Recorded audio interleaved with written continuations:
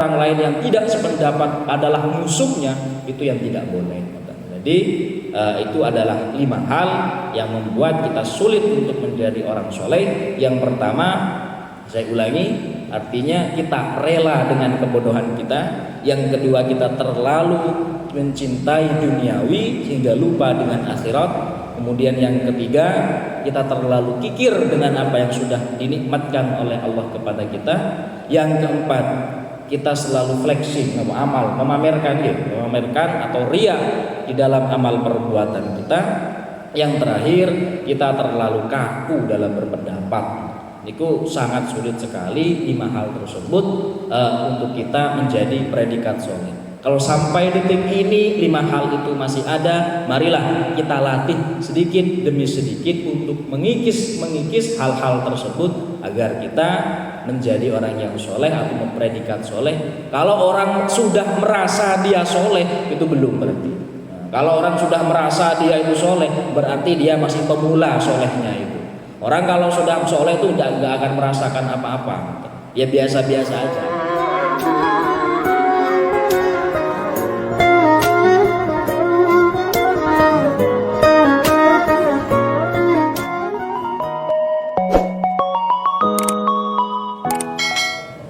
Assalamualaikum warahmatullahi wabarakatuh.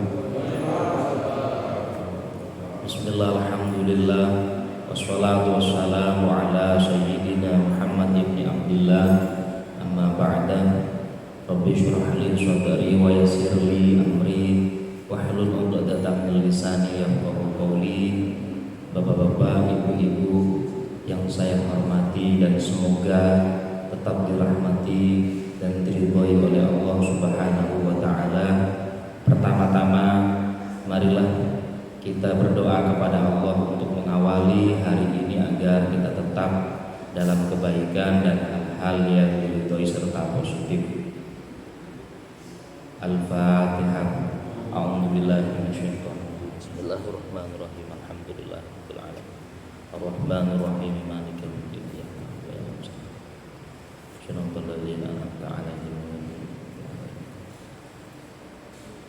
Bismillahirrahmanirrahim. Wal maqala as-sabi' an Ali radhiyallahu taala anhu. Makalah yang nomor 7 ini disampaikan oleh beliau, salah satu menantu Nabi Muhammad, yaitu Sayyidina Ali. Beliau berkata, laula khamsu khisalin la saran nas kulluhum sholihin.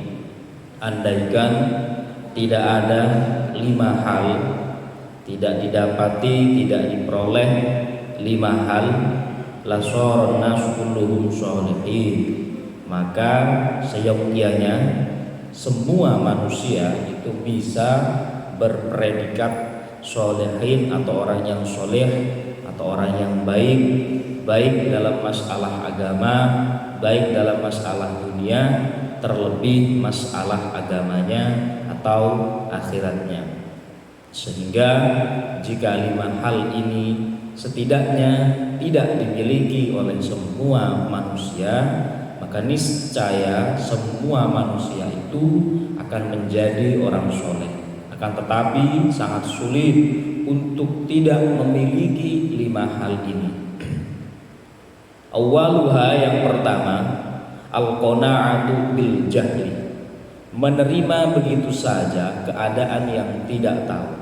Artinya bi'adamil ilmi biddin, ketika seseorang itu menerima atau pasrah atau bahkan tidak mau tahu terhadap ketidaktahuannya, maka seseorang tersebut akan melakukan tindakan atau perbuatan atau sebuah amal yang tentunya tidak dilandasi dengan pengetahuan, tidak dilandasi dengan kemampuan yang mumpuni. Terlebih hal-hal yang dia lakukan adalah hal-hal yang ada urusannya dengan urusan agama. Kalau sampai ada seseorang yang memang secara keilmuan itu tidak mumpuni dalam hal masalah agama dan dia menerima dirinya dalam keadaan seperti itu, maka sulit sekali baginya untuk sampai pada taraf as-sholihin. Karena semua hal itu pasti dilandasi dengan pengetahuan, apapun itu, terlebih hal-hal yang ada urusannya, hal-hal yang orientasinya adalah ibadah atau keagamaan. Kullu alim mardudun la tuqbal, kullu amalin bi ghairi ilmi mardudun la tuqbal. Semua perbuatan atau amal ibadah yang kita lakukan pada dasarnya itu harus dilandasi dengan pengetahuan. Kalau bentuk ubudiyah kita itu tidak dilandasi dengan pengetahuan, mardudun la tuqbal, itu tidak akan diterima oleh Allah Subhanahu wa taala. Semisal contoh, amal ibadah puasa itu kalau tidak dilandasi pengetahuan tentang syarat wajib rukun puasa, maka tentu kita akan melakukan hal-hal yang dilarang atau yang dapat membatalkan puasa itu sendiri. Semisal contoh, puasa itu mewajibkan kita melakukan niat atau nawaitu. Dan kalau itu termasuk puasa wajib, maka niat yang harus kita lakukan itu sebelum fajar atau sebelum subuh. Kecuali puasanya itu berbentuk puasa sunnah, itu boleh nanti niatnya di pagi hari bahkan di siang hari asalkan tidak sampai waktu duhur. Dan niat itu tempatnya di hati. Adapun kalau semisal setelah taraweh kita melakukan ucapan secara bersama-sama nawaitu dengan mulut kita, itu belum dikategorikan niat. Itu sifatnya al-i'anah, menolong atau menuntun hati kita agar senada dengan ucapan kita. Jadi itu masalah niat saja. Jadi niat itu di dalam hati. Dados nek jenengan krentek datang manah niku asminipun niat. Nah bilin talaffuz dilafatkan, diucapkan niku asmini al-qaul atau ucapan perkataan sanes niat. Atau sing sah ngoten atau yang dianggap muktabar atau yang sah ketika orang melakukan ibadah, terlebih itu ibadahnya wajib, niku harus dilafatkan di dalam hati mereka masing-masing. Adapun misalkan sholat usolli itu hanya al-i'anah sifatnya, menolong hati kita agar selaras dengan ucapan kita. Itu semua niat, karena ya mahallun niat fil qalbi, tempatnya niat itu ada di dalam hati. Sehingga kalau niat itu tidak diucapkan, dikerentakkan di dalam hati, maka ghairul mu'tabar. Nah, ibadah tersebut yang mewajibkan niat ya tidak dianggap, atau dalam hukum fikih ya tidak dianggap sah itu sementara. Sehingga kalau aktivitas ubudiyah yang sifatnya wajib itu tidak dilandasi dengan pengetahuan, maka itu mardudun la tuqbal, itu tidak diterima atau dalam tanda kurung tidak sah. Nah, oleh karena itu Sayyidina Ali berkata, la soro nasu kulluhum sholih. Yang pertama al-qanaah bil jahli, dia menerima dirinya begitu saja, tidak mengetahui apa-apa itu. Maksudnya menerima, tidak ada usaha di dalam dirinya untuk mencari sumber pengetahuan. Tidak ada usaha dari dirinya untuk bertanya kepada orang yang dia anggap lebih ahli dalam bidangnya, terlebih urusan-urusan yang lain misalkan. Jadi kalau semua amal, terlebih amal akhirat atau amal ubudiyah, itu tidak dilandasi dengan pengetahuan, di samping amalnya itu tidak sah, dia itu tidak akan diterima.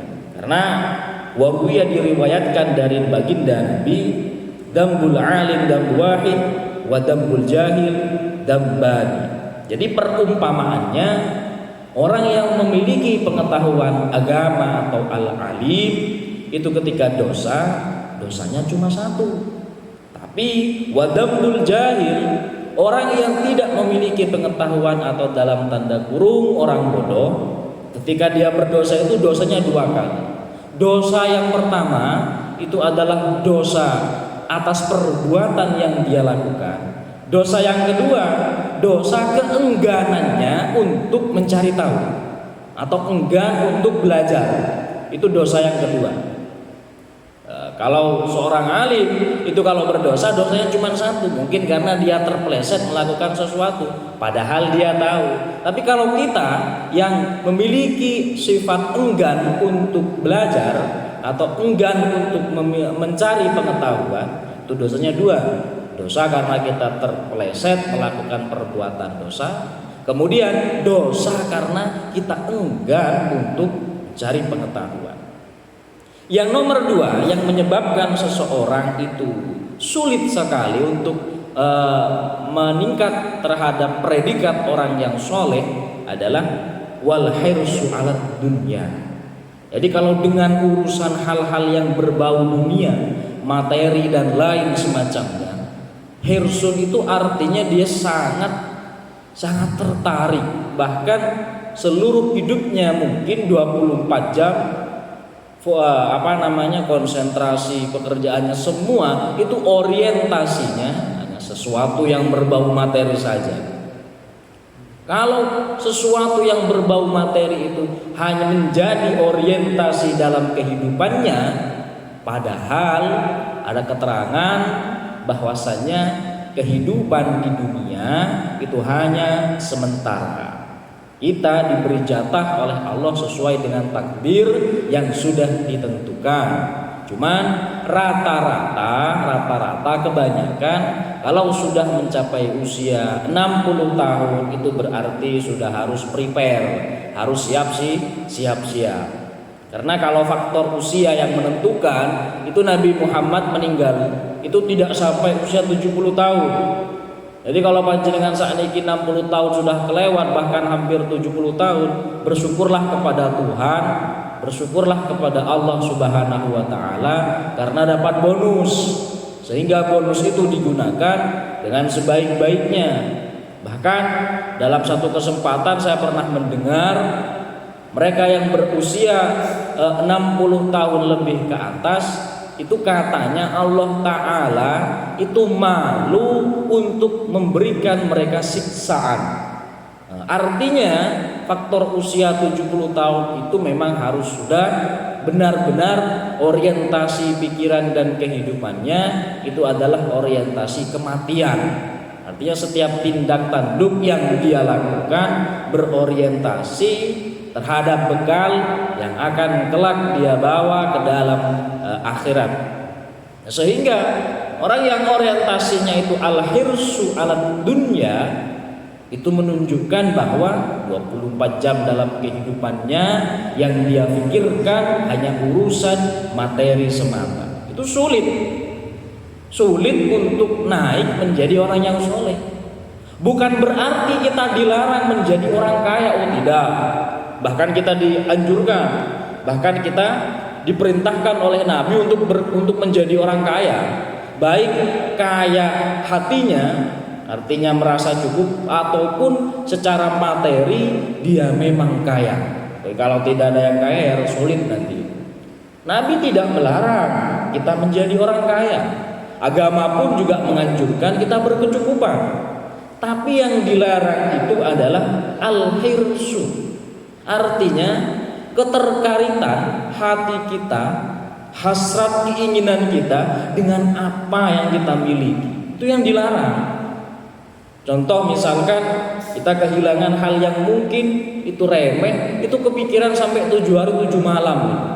Padahal yang hilang mungkin nominal kalau diartikan sebagai materi uang yang hilang mungkin 100.000 atau 200.000. Tapi kepikirannya itu sampai seminggu. Duh, nanti uang lah yang 100.000. Mana atau saya? Misalkan itu hanya contoh. Jadi Tuhan Allah Subhanahu wa taala tidak melarang kita punya rumah bagus, tidak melarang punya kendaraan lebih dari satu. Tidak. Yang dilarang itu ketika kendaraan, rumah atau materi yang kita miliki itu bisa membutakan hati kita, bisa menjadikan kita berorientasi terhadap hal-hal yang sifatnya duniawi. Jadi silahkan berlomba-lomba dalam kekayaan, tidak apa-apa, tidak masalah. Yang salah itu apa yang kita miliki kita anggap bahwa kita akan bawa mati semuanya. Itu yang keliru. Sifat-sifat atau perilaku demikian yang keliru. Tapi sulit ya Pak. Sulit untuk tidak selalu memikirkan apa yang kita miliki, itu sulit sekali. Nah, kemudian masalah al-hirsu 'ala dunya ini dikatakan oleh orang yang ahli topo ya, az-zahid. Zahid itu orang yang ahli topo. Beliau Nabi berkata, az-zahid az-zuhdu fid dunya yurihu al-qalbu wal badan. Topo tentunya niku menaaken dateng awake, dateng manahipun. Maksudnya topo itu bagaimana? Apakah harus bersemedi di dalam gua atau saya tidak keluar rumah selama 40 hari? Boten. Sing diarani topo niku nggih ngreksa manahipun kula kalih jenengan. Cek boten kemerungsung kepikiran masalah dunya mawon ngoten. Tiyang topo niku orang yang bertapa di dunia itu ya menjadikan pribadinya rileks dan hatinya juga rileks. Semisal contoh orang yang zahid yang sederhana seperti ini, ketika dia ingin melakukan sesuatu kok terkendala hujan misalkan, atau ketika dia ingin sesuatu kok tidak kesampaian, oh ya sudah, biarkan saja. Alah ya wis ben. Terakhir itu bagiane, terakhir itu rezekine. Misalkan kata-kata semacam itu hal yang sederhana sebenarnya. Tapi itu bisa menjadikan pribadi yang lebih legowo, pribadi yang lebih nerima. Kemudian yang nomor 3 yang menjadikan kita sulit untuk mencapai predikat sholihin itu adalah wasyuku bil fadol. Artinya terlalu medit atau terlalu kikir dengan apa yang lebih pada diri kita. Ini tentu orientasinya adalah masalah dunia ya. Maksudnya itu al-bukhlu bima zada an hajati fi dzalikal waqti. Ini perilaku masyarakat saya dan semua orang pada umumnya. Itu biasanya kalau masalah materi atau hal yang kita miliki sekarang ini pada hari ini, itu biasanya mencari yang lebih biasa. Misalkan kalau makan dengan satu porsi lauk pauknya yang ada, itu biasanya ya kalau saya itu sih kadang golek kerupuk, kadang golek camilan, padahal makan saja sebenarnya udah kenyang gitu. Makan udah kenyang. Misalkan ketika mau berbuka puasa beli takjil misalkan atau beli bahan makanan, itu yang dibeli semua itu karena rasa lapar gitu. Padahal ketika udah berbuka puasa, minum air putih aja udah seger. Air putih atau es lah, sederhananya. Yang manis, minum es lah, itu udah seger. Tapi ketika belum berbuka puasa, yang dibeli itu semua kayak takjil ini semuanya dibeli. Alah kan banyak putih teh. Makan satu piring itu udah kenyang. Tapi dia bekerjanya itu hampir melebihi orang yang butuh makan sampai 10 piring. Jadi itu melebihi kebutuhan yang harus dipenuhi dalam sehari. Dan untuk memberikan hal tersebut itu sangat sulit. Nah, karena kepikiran, karena dia merasa ini milik saya. Ya eman-eman itu. Yang nomor 4 yang menyebabkan kita sulit untuk naik derajat menjadi sholihin. Nah, ini yang sulit ini. Yang kadarnya itu kita nggak tahu selain diri kita sendiri. Ar-riya'u fil amal. Itu memamerkan perbuatan kita atau amal kita. Ini juga sulit. Standar orang memamerkan amal ibadahnya itu seperti apa? Ya kita nggak tahu. Ada orang sholat kebetulan dia datang pertama, kemudian ada di soft depan, kemudian yang belakang bilang, oh kayaknya sholat mesti nangarwi pamer paling. Kita nggak tahu gitu. Kita nggak boleh ngarani tiang itu pamer. Kita nggak boleh sebenarnya semacam itu. Karena pamer tidaknya seseorang itu tergantung bagaimana niatnya. Tergantung bagaimana niatnya. Misalkan dia yang sekarang ya yang sering terjadi itu mungkin kalau tidak bisa di depannya orang secara langsung menggunakan media sosial ya kan. Alhamdulillah dapat tas baru, alhamdulillah beli sepatu baru, alhamdulillah rezeki, kemudian membeli mobil baru, membeli hal-hal yang baru misalkan. Dan itu dibuat sebagai status misalkan.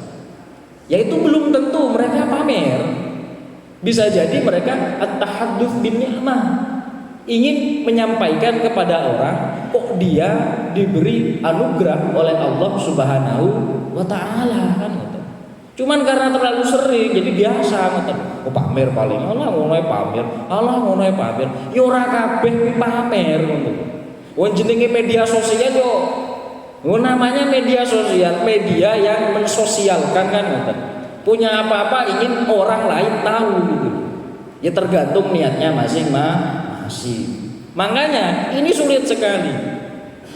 Riya dalam perbuatan itu sulit sekali. Bahkan ada kata-kata begini, kalau kita beribadah atau melakukan kebaikan, takut riya, kemudian dia berkata, ya sudah, saya nggak ingin melakukan ini karena takut riya, karena takut dianggap pamer. Justru saat itu dia pamer, ya kan? Saya tidak mau sholat berjamaah berada di depan karena terlihat orang banyak. Saya takut dianggap pamer. Loh, justru saat itu dia pamer. Terus ya bagaimana? Ya niatnya ya biasa aja. Ya panjenengan budal semuanya berangkat berjamaah entah di depan entah di belakang wis nawaitu lillahi taala. Mau diarani pamer yus kono-kono, mau diarani dadi wong apik yo kono-kono bocare. Yang penting pribadinya sudah tidak niat untuk pamer. Kalau meninggalkan amal ibadah atau perbuatan apapun karena takut diarani pamer riya, justru saat itu kita sedang riya. Tapi kalau melakukan sesuatu karena manusia, ingin dilihat oleh manusia, itu bukan riya lagi itu syirik namanya itu. Dia beramal karena orang lain kan, bukan karena Allah Ta'ala kan. Dia sedekah diposting, dia gini diposting gitu. Orang sedekah diposting atau diumumkan kepada halayak ramai itu ada dua kemungkinan. Nah, yang pertama, dia ingin mengajak, menginspirasi orang lain untuk berbuat baik seperti dirinya. Yang kedua, bisa jadi dia ingin memamerkan sesuatu.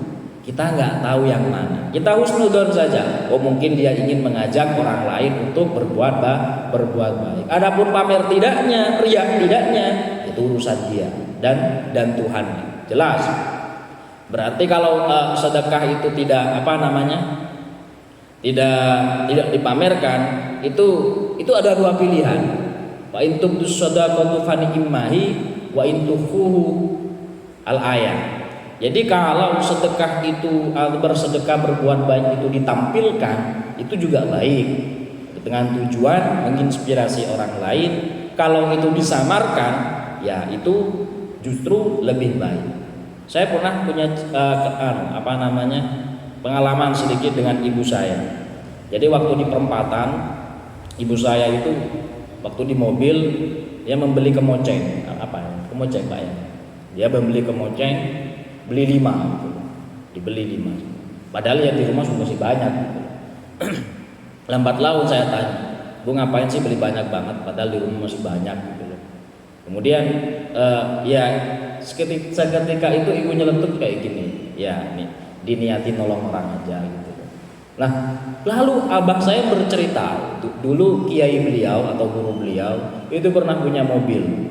Mobilnya itu setiap pagi ada beberapa partisi atau kabel itu dirusak dan sebagainya. Dan setiap pagi biasanya pasti ada montir yang datang untuk memperbaiki mobil tersebut. Nah, si montir tersebut sampai istri dari guru abah saya itu bawel gitu, muring-muring bahasa. Napa toba benisu mesti jangan didol mawon mobil ini gitu. Ternyata usut punya usut itu bentuk shadaqatus sirri atau sedekah rahasia.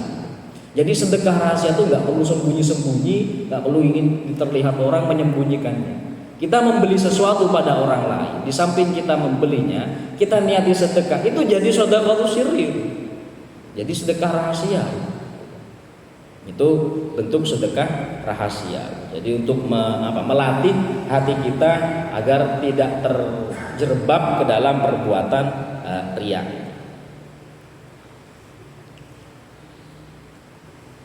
Nah, karena Nabi sendiri berkata, asyaddun nasi adaban yaumal qiyamah may yaran nas anna fihi khairan wala khaira fihi. Kelak orang yang paling pedih siksaannya di hari kiamat itu adalah orang yang memperlihatkan dirinya baik di depan orang lain, padahal wala khaira fihi, nggak ada kebaikan sama sekali dalam dirinya itu, nggak ada kebaikan. Jadi ya bisa dikatakan munafik. Jadi orang munafik di depan orang dia berpura-pura berbuat baik, berpura-pura seperti ini, padahal di belakang dia menusuk, padahal dia di belakang menjadi sosok yang berbeda ketika di depan orang. Makanya melatih hati kita untuk tidak riya itu benar-benar sulit, ya, benar-benar sulit. Karena ketika kita tidak melakukan sesuatu karena takut riya, ya justru itu riya, ya kan? Justru itu sudah jatuhnya pada riya. Tapi kalau kita melakukan sesuatu karena ingin dilihat orang lain, itu juga bukan riya, itu sudah syirik gitu. Karena amal ibadahnya tidak karena Allah, karena dilihat manusia. Jadi ikhlas itu memang berat ya. Ikhlas itu kalau dulu saya pernah contohkan sama kayak ke WC ngoten. Jenengan mantun ten WC boten kepikiran malih gitu. Mosok jenengan mantun ten WC tasik kepikiran, "Duh emane rek mangbuka larang ya, tak guwaki langsung mboten ngoten." Terus ikhlas dulu kados jenengan ten WC. Nek pun bar dalam WC nggih boten kepikiran malih ten WC ngoten. Nah niku yang contoh sederhana tentang ikhlas semacam itu. Yang nomor 5 yang menjadikan manusia atau kita semua itu sulit untuk menjadi predikat orang yang soleh ialah wal i'jab birra'yi. I'jab birra'yi itu maksudnya terlalu percaya diri dengan pendapatnya, terlalu percaya diri dengan apa yang dia yakini benar. Terlalu percaya diri itu maksudnya begini. Orang yang terlalu percaya diri dengan apa yang diyakini, biasanya menyalahkan orang lain. Anda boleh percaya membenarkan terhadap sesuatu, tapi Anda harus memberikan ruang dan hak yang sama kepada orang lain. Contoh sederhana lah, kemarin waktu awal Ramadan ya kan, mungkin salah satu ormas yang besar di Indonesia, Muhammadiyah, lebih dahulu daripada kita.